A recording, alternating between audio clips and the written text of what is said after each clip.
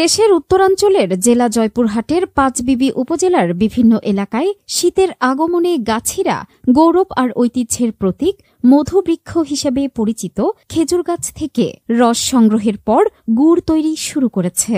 খেজুর গুড় তৈরির পাশাপাশি শীতকে ঘিরে গ্রামাঞ্চলে অনেকেই খেজুর রসে তৈরি করে শীতের পিঠাপুলি, পায়েসসহ নানান মজাদার সুস্বাদু খাবার। গাছিরা ভোর রাত থেকে গাছে লাগানো হাঁড়িতে জমা রস সংগ্রহ করে গুড় তৈরিতে ব্যস্ত সময় পার করছেন। পাঁচবিবির সীমান্ত ঘেঁষা রাস্তায় জমির আইল, জঙ্গল ও পরিত্যক্ত জায়গায় সারি সারি খেজুর গাছ অযত্নে অবহেলায় দাঁড়িয়ে থাকতে দেখা যায়।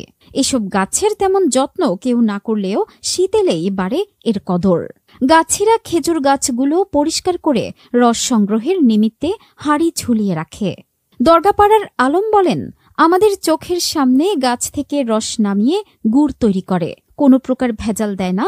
প্রতি বছর বাড়ির খাওয়ার জন্য গুড় এখান থেকেই ক্রয় করি।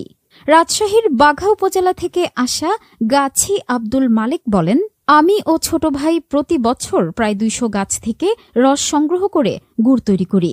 জ্বালানির দাম বৃদ্ধি হওয়ায় আগের ন্যায় লাভ না হলেও পূর্বপুরুষদের পেশা চালিয়ে যাচ্ছি। গাছের মালিকদের গাছ প্রতি ৩ থেকে ৪ কেজি গুড়ের বিনিময়ে গাছ থেকে রস সংগ্রহ করি।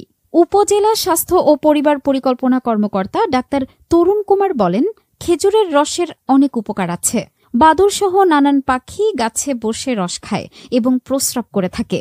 এজন্য আগুনে গরম করে অবশ্যই খেতে হবে বলেও জানান তিনি।